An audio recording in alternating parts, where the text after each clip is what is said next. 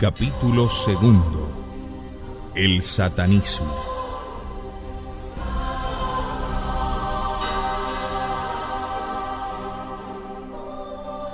Pasaron efectivamente 10 años.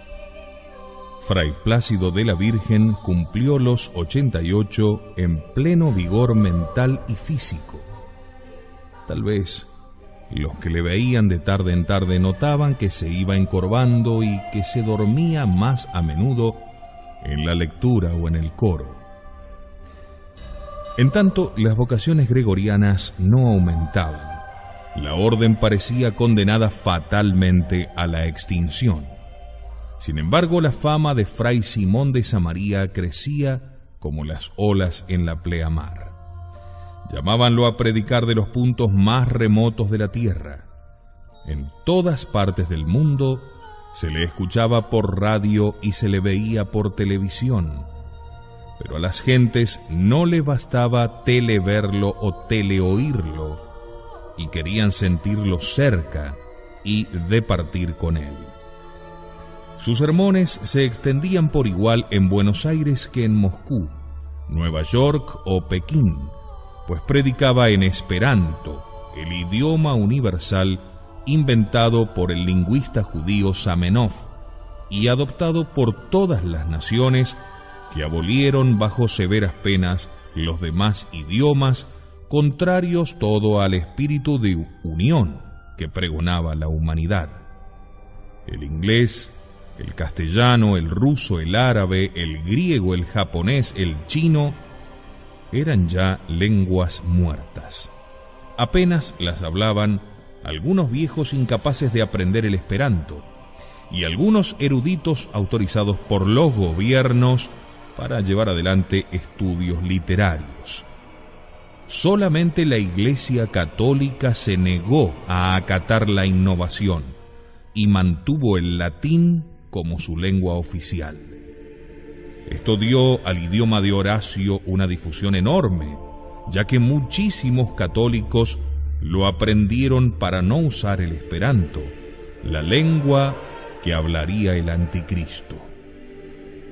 Ocurrió, pues, que para llegar al corazón del pueblo fue indispensable que los predicadores aprendiesen el esperanto, y Fray Simón de Samaría llegó a hablarlo con tal fluidez y elegancia que se le consideró un clásico en ese idioma. En cambio, Fray Plácido de la Virgen no lo habló nunca, excusándose con su avanzada edad, y fue aislándose de la gente tanto que en los últimos años no pudo alternar sino con los que sabían latín y con 3 o 4 viejos amigos seglares que no abandonaron su castellano, pero los demás no le entendían. Muchas otras novedades advertíanse en las vísperas del año 2000. La higiene y la ciencia de curar las enfermedades habían progresado de tal modo que se logró duplicar el promedio de la vida humana, y con frecuencia se hallaban viejos de edad asombrosa en buena salud. Se había descubierto la manera de rebajar el tono nervioso del organismo y hacer que el reposo del cerebro y del corazón fuera absoluto durante el sueño, como lo hacían los faquires. De este modo, la tercera parte de la vida, que se pasa durmiendo, transcurría sin desgaste orgánico, con lo cual se prolongaba la existencia. Esto contuvo por algún tiempo la despoblación gradual del mundo, aunque no lo rejuveneció, porque el decrecimiento de la natalidad alcanzó cifras pavorosas.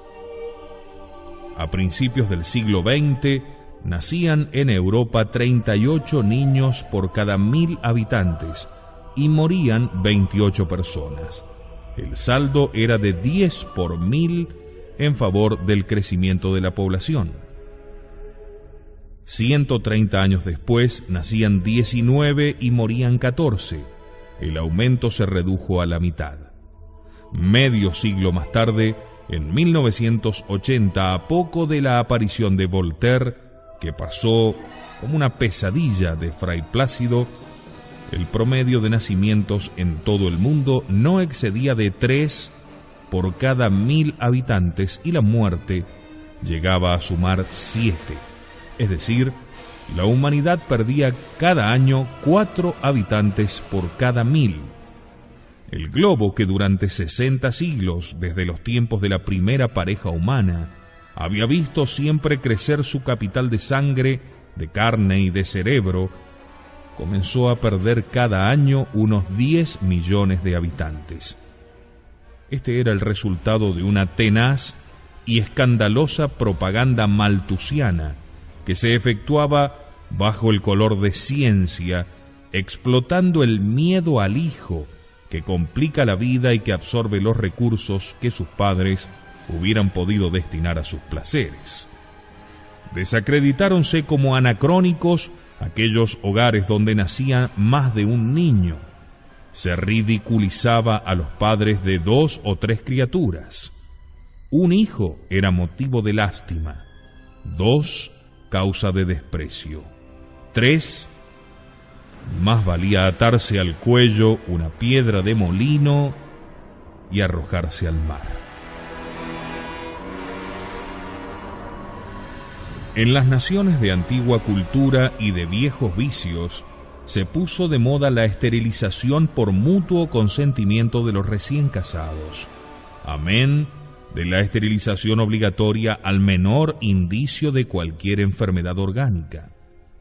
Alemania, que en 1940 llegó a 85 millones de habitantes, medio siglo más tarde no contaba más que con 60 millones, entre los que predominaban individuos de 50 a 150 años, y escaseaban los niños. El poderoso imperio germánico empezaba a secarse como la vid mordida por la filoxera. Eugenesia. Idéntico fenómeno advirtióse en otras naciones de mucha instrucción y poca religión. Francia, en la que se había restaurado el trono de San Luis, empezaba a rehacer su población de 20 millones de habitantes, en su mitad viejos. Inglaterra, a duras penas, se mantenía en los 30. Estados Unidos había caído por abajo de los 80. Malthus. Solo Italia, que conservaba la fecundidad, esa única bendición de que la sociedad humana no fue despojada ni por el pecado original ni por el diluvio, alcanzó a contar 200 millones de habitantes en todo el imperio, que tenía provincias en Europa, África, Asia y Oceanía. El Japón también era fecundo. Aspiraba a reconstruir el imperio mongólico de Gengis Khan y dominaba ya la mitad de Asia. El imperio del Brasil se extendía desde las bocas del Orinoco, el límite de la Gran Colombia, hasta el Río de la Plata, y se había apoderado de la banda oriental y del Paraguay, con lo que redondeó una población de 150 millones de habitantes, dueños de las más fértiles y variadas comarcas del globo. En el norte de América del Sur existía la Gran Colombia, formada por Panamá, Colombia, Venezuela y Ecuador, y en el Pacífico el imperio de los Incas, constituido por Perú y Bolivia. Al sur de América estaba el pequeño reino de Chile, regido por la dura mano de un rey aliado del Brasil que aspiraba a ensanchar sus dominios, y la República Argentina. El mapa argentino había sufrido graves modificaciones a raíz de una de las grandes guerras europeas. Chile obtuvo la soñada salida al Atlántico, toda la Tierra del Fuego, la gobernación de Santa Cruz y las Islas Malvinas, que las naciones europeas no pudieron conservar. La Argentina no estaba en condiciones ni de fruncir el ceño y se resignó. Y según decían los estadistas, podía considerarse satisfecha de que no le hubieran quitado más tierras al sur y de conservar al norte 2 provincias que también podían haberle disputado los vecinos. Finalizaba el mes de mayo de 1988. Pero ya ni en Buenos Aires ni en ninguna parte del mundo se decía así. Ya no se decía mayo, porque entre otras tantas cosas reformadas, también se reformó el calendario. El año tenía ahora 13 meses de 28 días.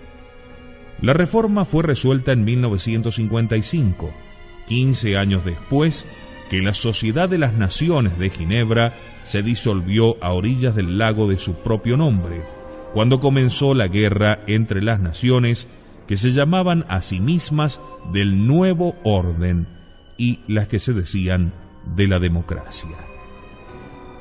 Terminada esta guerra, hubo 3 lustros de paz.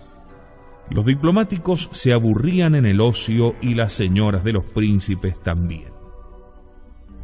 Un día de aburrimiento, las 40 esposas de los 40 primeros ministros de las naciones más adelantadas tomaron sus aviones, que marchaban a la velocidad de 1200 kilómetros por hora, y se apearon en una isla del archipiélago de las Carolinas, la isla de los ladrones en el Pacífico, donde se habían reunido los financieros para crear una moneda internacional en reemplazo del oro. Mientras ellos hacían esto, ellas abolieron el calendario gregoriano, que fastidiaba a los negociantes con sus meses irregulares, uno de 28, otros de 30, otros de 31 días. La verdad es que, desde tiempo atrás, algunas grandes empresas en los Estados Unidos se regían privadamente por un calendario de 13 meses, cada uno de 4 semanas, con un día blanco al final del año, que eran 2 en los años bisiestos. Algo parecido a aquel calendario inventado por el filósofo positivista Augusto Comte, que llamó a los 13 meses con el nombre de sabios y héroes civiles. En este punto, el Congreso de las 40 esposas anduvo dividido, pues cuando se trató del mes de junio, al cual Comte llamó San Pablo, se originó una enconada disputa. Todas estaban conformes en llamar al segundo mes Homero y Bichat al 13º, aunque ignoraban quién fuese el uno y el otro, pero San Pablo no le sonaba bien para tan alto honor. Con el fin de evitar la discordia, las 40 esposas resolvieron prescindir de personajes históricos y denominaron a los meses con los nombres que les dieron los caballeros templarios en la Edad Media: Nisan, Tab, Sivan, Tamuz, Ahab, Elul, Tishri, Marshevan, Sislev, Tabet, Seabet, Adar, Beadar. Denominaciones usadas por los judíos desde hacía miles de años. Se prescindió de bautizar los días de la semana y se les llamó por su número de orden, el primero, el segundo, etc., con excepción del sábado, que conservó su nombre.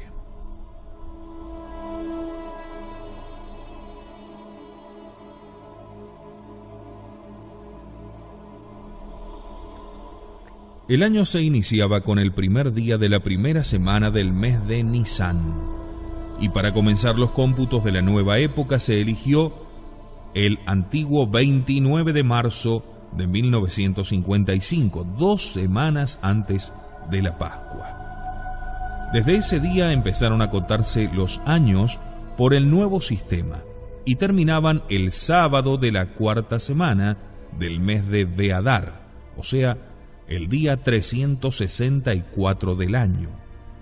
El 365 era un día blanco, no pertenecía a ninguna semana ni mes, y fue fiesta universal como la antigua Navidad del Señor. 10 años después, en 1965, una revolución sindiosista estalló en Rusia, que había vuelto al régimen capitalista y barrió las naciones como una tromba de fuego. aniquiló toda idea de justicia, de bondad y de belleza, pulverizó las más preciosas joyas del arte de los siglos y en 5 años que duró, amontonó 100 millones de cadáveres, haciendo pensar a los creyentes que era el comienzo de los dolores. Initium dolorum. Palabras con que Jesús llama a las primeras señales del fin del mundo.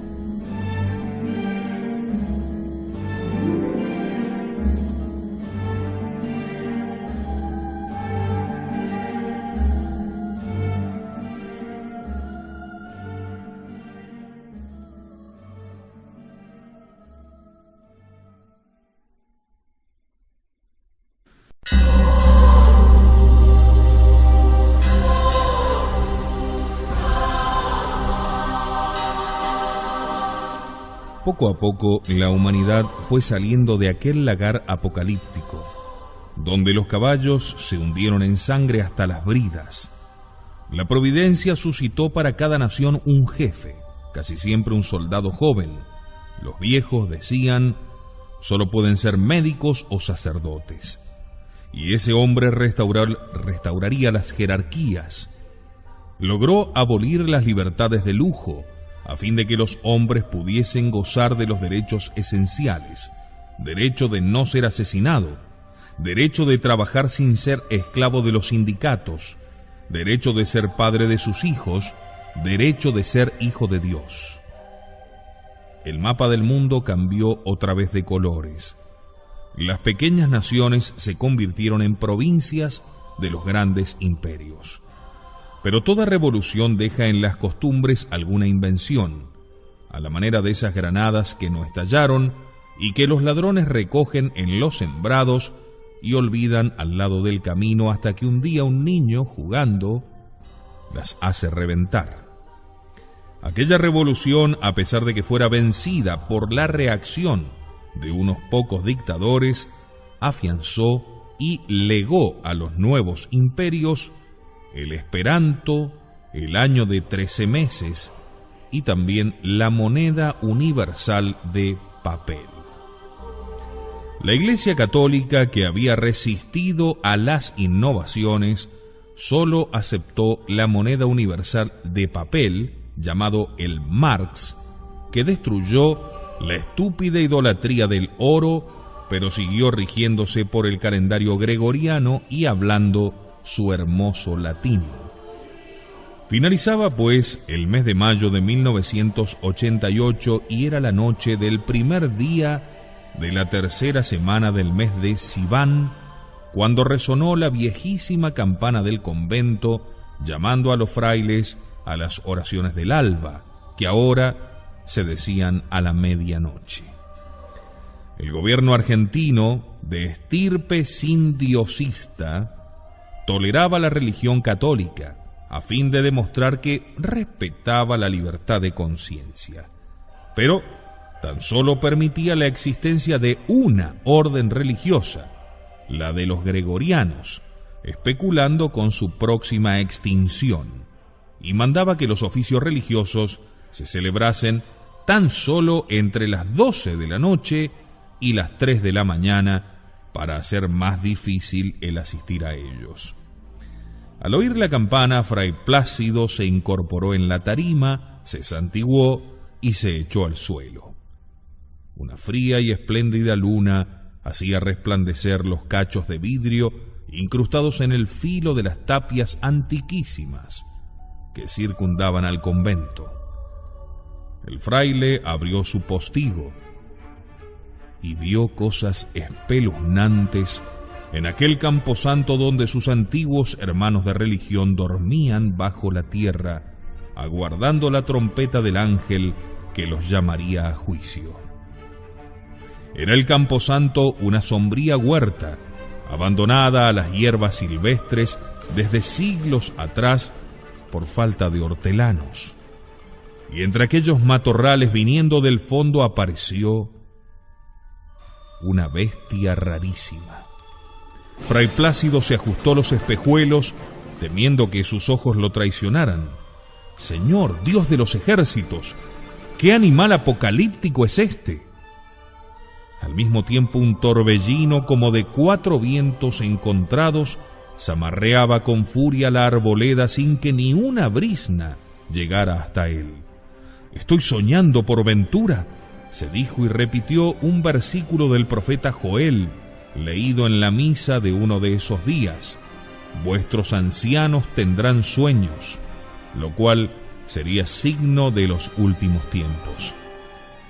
Aquella bestia era evidentemente un león, pero tenía alas de águila. De pronto perdió las alas, se irguió y asemejóse a un hombre. Tras ella surgió otra como un oso flaco y hambriento que había encontrado una horrible pitanza entre las tumbas, pues venía devorando 3 costillas. Ambas fieras se pusieron a la par, aliándose, y dieron la cara hacia el camino, por donde apareció una tercera, manchada, como un leopardo fortísimo con 4 cabezas. Y casi pegada a ella, una cuarta bestia, no semejante a ninguna en la tierra, que tenía dientes de acero que relumbraban como sables bajo la luna, y pies tan poderosos que pulverizaban los cascotes y pedruscos del suelo.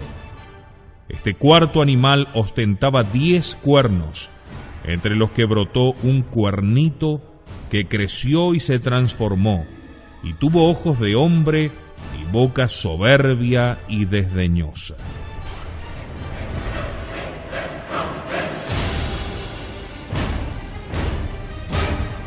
Fray Plácido cerró los ojos y se apartó de la ventana.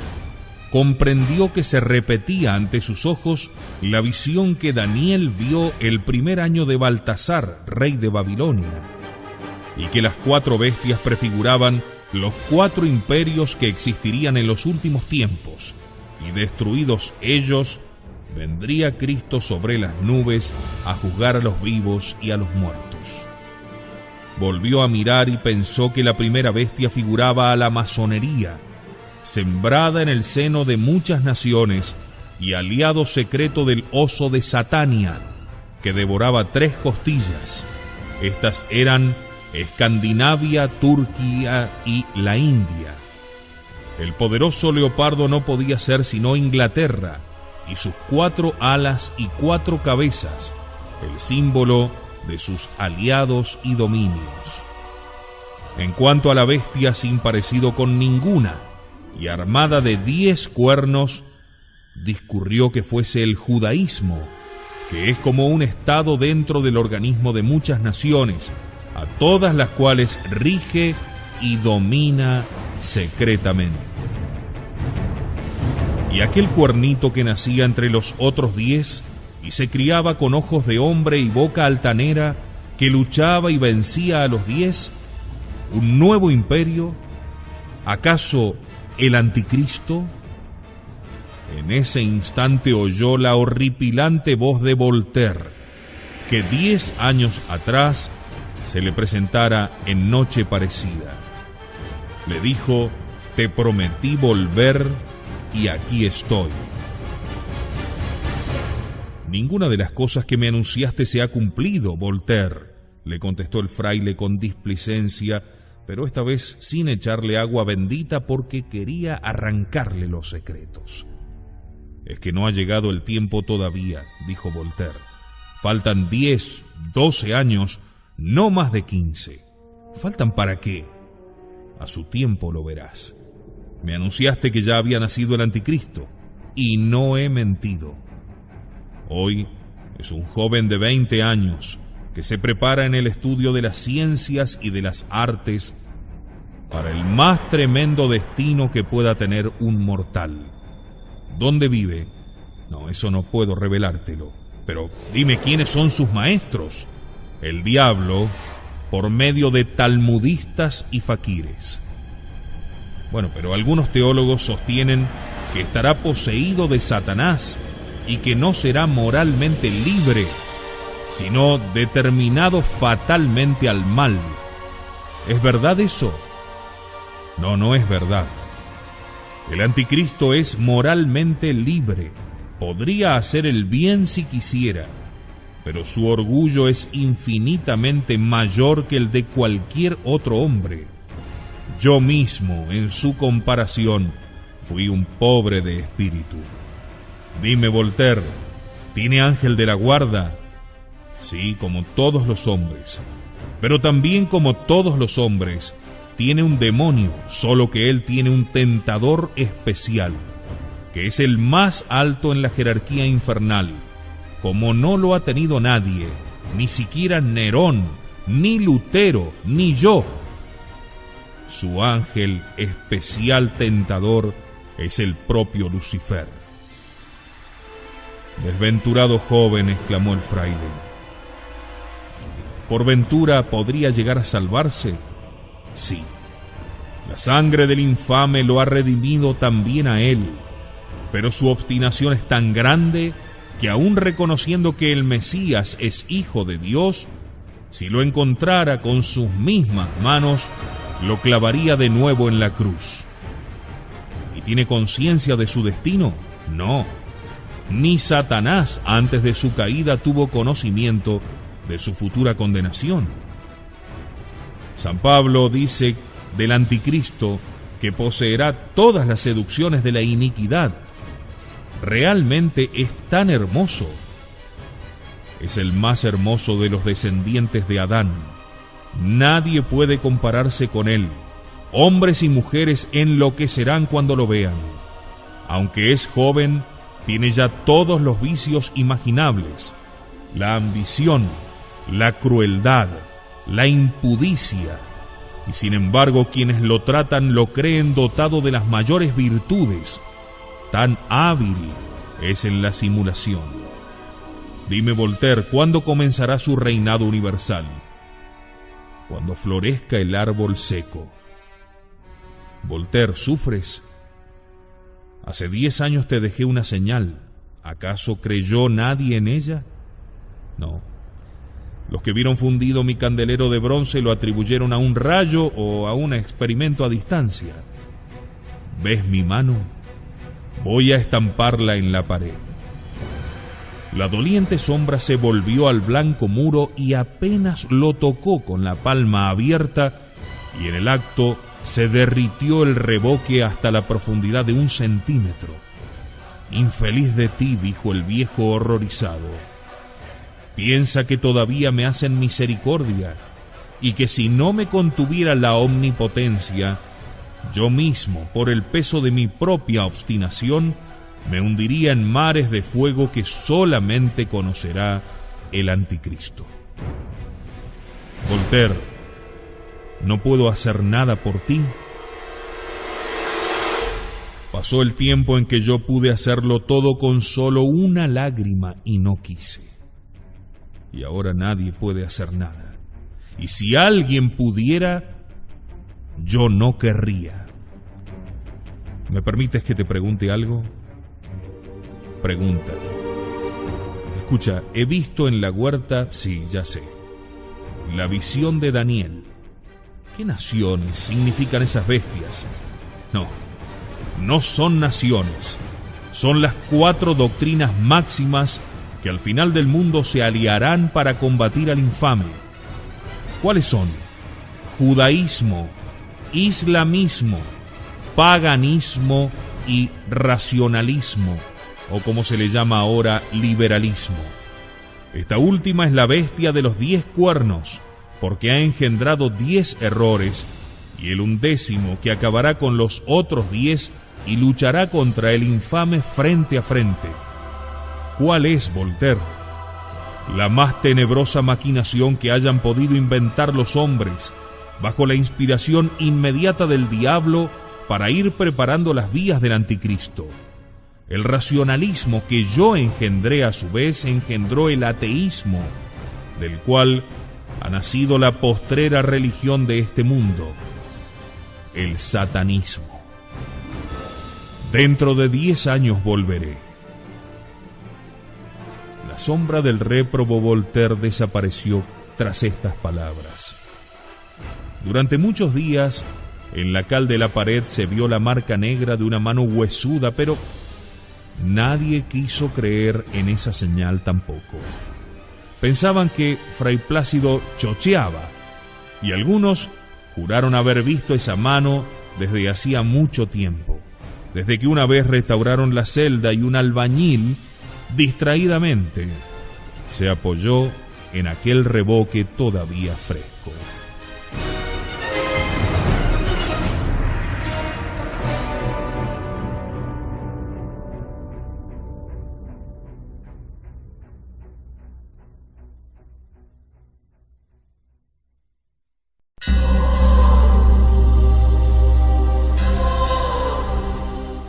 Capítulo 3. Los genízaros del satanismo.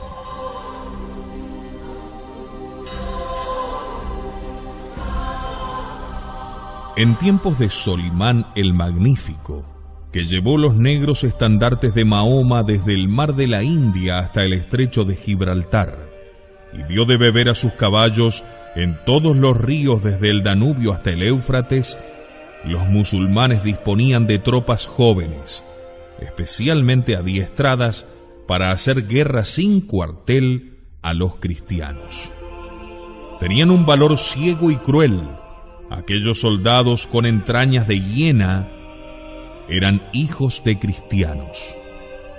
Cautivos, arrebatados a sus hogares por los islamitas y conducidos a Constantinopla, allí olvidaron su lengua y su religión y fueron la flor de los ejércitos del sultán. Una educación ingeniosa y nefanda que mezclaba los deleites orientales con los ejercicios más viriles, logró transformar aquellas almas bautizadas en el nombre del Padre, del Hijo y del Espíritu Santo en los más implacables enemigos de la cruz. Los llamaron Yenicheri, o sea, milicia nueva, especie de soldados que el mundo no conocía, y de allí hemos sacado la palabra genízaros, expresión brillante y dolorosa para las imaginaciones cristianas.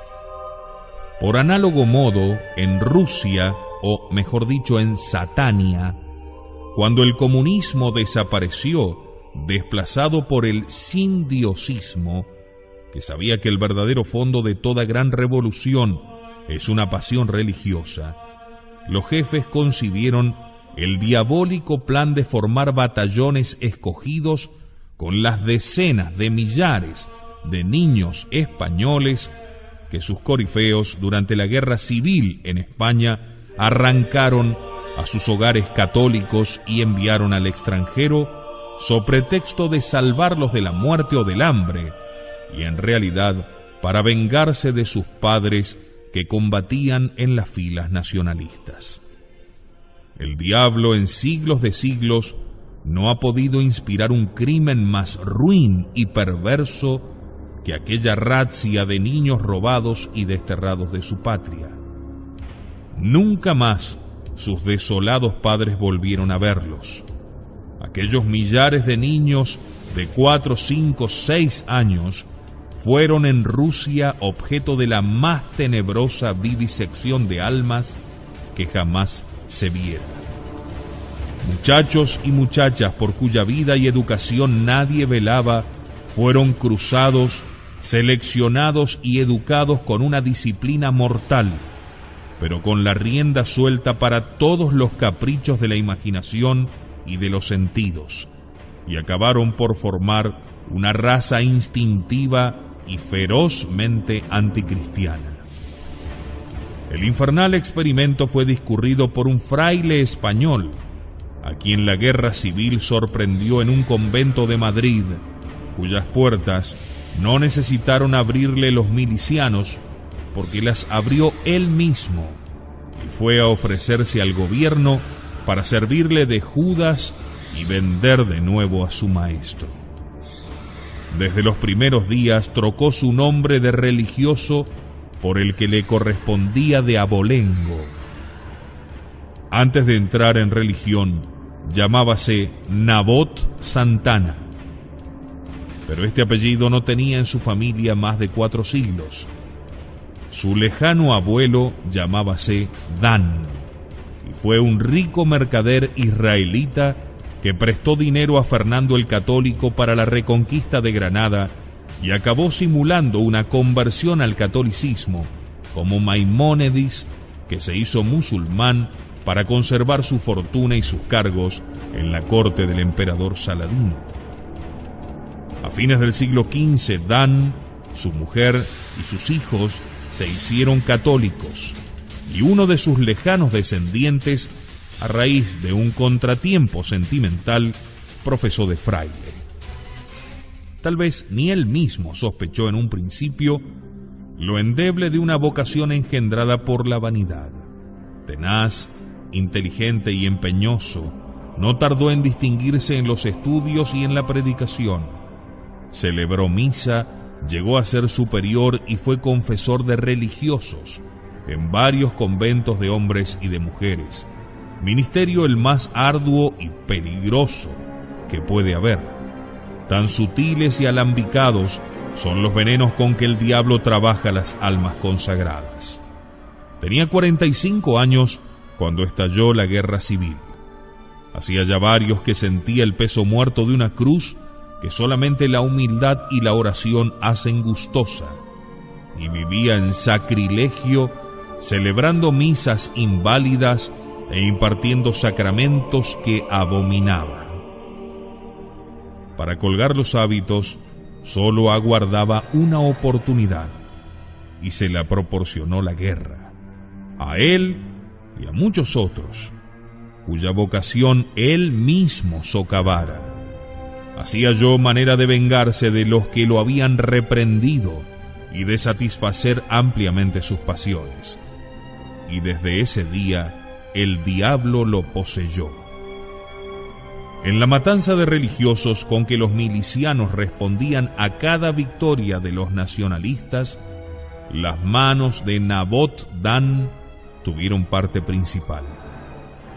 ¡Ay, aquella sangre de mártires!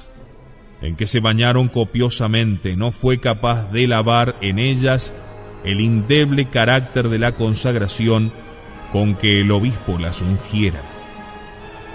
Él sabía esto, y de allí su rencor y el frenesí con que al frente de sus secuaces, que formaban un tribunal popular, penetraba en los conventos de monjas y elegía sus víctimas entre las que fueron sus penitentes.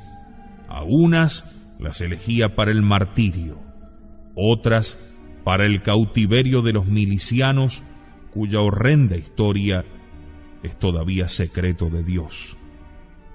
Pero cuando las tropas del general Franco llegaron a las puertas de Madrid, tuvo miedo de ser fusilado y huyó en compañía de muchos otros jefes cargados de crímenes y de dinero. ¿Pero en qué país refugiarse para poder seguir combatiendo contra Cristo? Las circunstancias volvieron a ayudarlo. El agónico gobierno del doctor Negrín, en combinación con el soviet ruso, había empezado a reunir como inocentes corderos en campos y en ciudades a los millares de niños que se enviarían a Rusia. Nabot Dan se hizo nombrar director general de la criminal empresa, y desde ese momento fue el tutor de aquellos que el doctor Negrín presentaba al mundo como huérfanos de la guerra, pero cuyos padres estaban en las filas de Franco y cuyas madres los lloraban en Madrid, Bilbao, Barcelona y en 100 pueblos más, de los que aún no habían sido conquistados por los nacionalistas. La imaginación se resiste a seguir a esas tiernas víctimas en ese cautiverio del que no ha habido otro ejemplo en la historia. ¿Qué padre, qué madre, qué embajador, qué cónsul reclamaría de Stalin lo que habían consentido los gobernantes de la España republicana, ávidos de vengar en los indefensos hijos las victorias militares de sus invencibles padres? Antes de partir, Nabot Dan se hizo confiar decenas de millones de pesetas en oro del Banco de España. Aquel oro depositado en bancos extranjeros a nombre de testaferros aguardaba del otro lado de la frontera la inevitable fuga de los jefes, mientras los soldados seguían haciéndose matar en las trincheras de Madrid, de Bilbao o del Ebro. Rico y poderoso, con carta blanca de la policía soviética para hacer en los niños españoles todos los experimentos imaginables, y ayudado por hombres y especialmente mujeres jóvenes que se trajo de Madrid, el ex fraile instaló su colonia en el Cáucaso, no lejos del Mar Negro, casi en las orillas del río Subán, y empezó su tarea. Lo primero de todo fue borrar de la memoria infantil el idioma natal. La naturaleza había concedido a Nabot Dan, como a muchos de su raza, gran facilidad para aprender lenguas. Costóle poco agregar el ruso a las que ya poseía, pero no quiso que en su campamento se hablara sino un idioma artificial para aislarlo mejor del mundo. Eligió el esperanto y lo impuso con todo rigor. Los pobres niños eran despiadadamente castigados si para darse a entender se valían de otra lengua que aquella, cuyo penoso aprendizaje emprendieron todos, aún los propios dirigentes. Durante meses y casi años, en el campamento de Dan se paralizaron las conversaciones. Chiquillos de 5 o 6 años, no sabiendo cómo expresar un deseo o una necesidad, preferían sufrir y morir callados antes de exponerse a tremendos castigos por haber soltado una palabra en español. La otra cosa que hubo que olvidar fue la religión. En Rusia reinaba el sindiosismo, ateísmo militante que Stalin quiso difundir en el mundo mediante la revolución. La primera nación sindiosista después de Rusia debió ser España, dentro de los planes del Soviet, pero la victoria nacionalista la salvó y acorraló al sindiosismo en Rusia. Todavía no ha llegado mi hora, se dijo Stalin pocos años después, al beber la copa de champaña con que el hijo de Yagoda lo envenenó. Ya ha pasado tu hora, exclamó su matador, que sobre su cadáver se erigió en su heredero.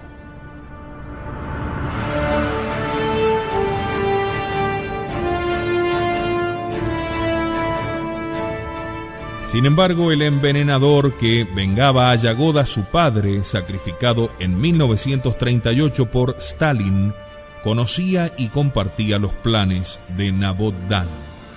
Ya no era tampoco la hora del comunismo, ni siquiera del sindiosismo. El mundo, trabajado por 2000 años de cristianismo, necesitaba para disgregarse y dar camino a las fuerzas de la revolución un veneno mucho más activo, y Dan lo empezó a preparar en su campamento del Cáucaso. Ni el comunismo, ni el sindiosismo, transformaciones brutales del materialismo, podían llenar el corazón humano y cautivar un alma que tiende al misticismo hasta cuando blasfema, porque el alma tiene una cuarta dimensión de la cual carecen las cosas materiales, y es la irresistible vocación a lo sobrenatural. Nabot Dan sabía esto por la teología católica y en su campamento impuso una religión: el satanismo. El culto de Satanás había tenido desde el siglo XIX apasionados adeptos, especialmente entre poetas y filósofos, que por hacer más crudas sus blasfemias, las erizaron de alabanzas diabólicas. Pero ni Proudhon, ni Carducci, ni Madame Ackerman, ni Richepin, ni Leconte de Lisle hicieron de sus desesperados insultos a Dios una verdadera oración al diablo, ni lograron imitadores de su triste locura. Nabot Dan que sentía en las corrientes de su sangre la indeleble vocación sacerdotal, se dejó de literatura y hábilmente deformó el corazón de los niños. Creó una religión con oraciones, mandamientos y catecismo, y para hacerla más accesible y grata a las imaginaciones infantiles, hizo de ella una contrafigura de la ley de Dios. Contra cada mandamiento que imponía un precepto de amor o una virtud, se pregonaba un placer o se daba un consejo de odio, camino infinitamente más fácil de seguir. Del lado de Dios estaba el sacrificio, del lado del diablo el placer y toda la libertad imaginable de los peores instintos. El nuevo emperador de Rusia, que no quiso llamarse sino el hijo de Yagoda, apoyó los planes de Nabot Dan, le dejó formar los genízaros del satanismo e implantó la nueva religión en un inmenso imperio al cual denominó Satania. Cuando por milagro de la gracia alguno de aquellos niños resistía la infusión del espíritu de Satanás, moría crucificado. Solamente Dios sabe los centenares de tiernos mártires cuyas cruces florecieron en las orillas del Kubán. Una disciplina de terror fue el único vínculo de los satanistas entre sí. Se aplicaba la tortura y la pena de muerte por la más mínima insubordinación y por todo delito político, pero se dejaba el campo libre a las más depravadas tendencias. Y así fueron creciendo los millares de niños españoles secuestrados en un rincón de Rusia. El mundo llegó a saber algo de lo que ocurría. Juan III, rey de España, pensó que el primer deber de la monarquía debía ser rescatar a aquellos infelices expatriados cuyos padres habían jurado vestir de eterno luto. Pero Rusia cerró su frontera y defendió a sus cautivos, y Europa no osó lanzarse a una cruzada que hubiera costado 20 millones de muertos para rescatar a 30 o 40 mil jóvenes que nadie sabía ni siquiera dónde estaban. A los 20 años formaban una pequeña nación dentro de Satania, aumentados por los niños que robaban de la vasta Rusia desde el Báltico hasta el Mar Negro. Los genízaros del satanismo llegaron a 100.000. Nabot Dan era viejo y sentía llegar su fin. No vería cumplido su plan, la destrucción de Cristo. No importa, dijo, lo verán mis hijos o mis nietos. Para apresurar su cumplimiento hacia 1975, Nabot Dan abandonó a sus lugartenientes en territorio del Cáucaso y se instaló secretamente en Roma con sus varias mujeres y sus hijos. Roma era la ciudad mayor de la tierra, Babilonia de mármol y bronce, capital del más civilizado pero a la vez el más corrompido de los imperios. Y dentro de sus inaccesibles murallas defendidas por todas las invenciones estaba la Torre de Oro de la Ciudad Santa, la pequeñísima Roma Vaticana, que gobernaba a 600 millones de almas por la exangüe mano del pastor Angélico, electo papa en 1939. En los innumerables círculos de la turbulenta Babilonia, Nabot Dan, bajo diversos nombres, podía actuar e intrigar y ser agasajado sin ser reconocido. En los últimos días del mes de Beadar de 1985, Nabot Dan, que se hallaba en cama, llamó a su hijo primogénito, se despojó de su insignia de mando, que era el dragón rojo de 7 cabezas coronadas, y se lo entregó delante de sus mujeres y de sus hijos. No lo llevarás mucho tiempo, le dijo. Cuando tu hijo mayor cumpla 20 años, se lo entregarás, y él realizará la obra que ni yo ni tú, ni ningún otro hombre del mundo podría realizar. Él restablecerá el trono de David, él reconstruirá el templo de Salomón, en él se cumplirán las profecías de Israel. Entonces, como el rey Acab, Nabot-Dan volvió la cara hacia la pared. Así estuvo 3 días, sin pronunciar una sola palabra, repasando en su memoria los sucesos de su larga existencia. Al cabo de esos 3 días, aquel apóstata renegado de Cristo celebró lo que es la última misa del sacerdote, su propia muerte. Pero en qué tremendo estado se hundió su mísera alma en la eternidad. Su familia siguió viviendo en Roma. 3 años después, Ciro Dan, el nieto aludido en la última conversación de Nabot, alcanzó la edad fijada. Era el primer día del mes de Nisán, por consiguiente el primero del año, y ya la primavera esplendía sobre los campos y las ciudades del imperio. Pero no había en los jardines, ni en los huertos, ni en las campiñas, una flor más hermosa que aquel joven de 20 años, como si la humanidad no hubiese vivido 6000 años, sino para crear a esta persona. Antes que él, todas las otras criaturas humanas, aun las que pasaron a la historia como tipos inmortales de belleza, no fueron sino esbozos de la radiante hermosura de aquel joven. Su inteligencia sobrehumana.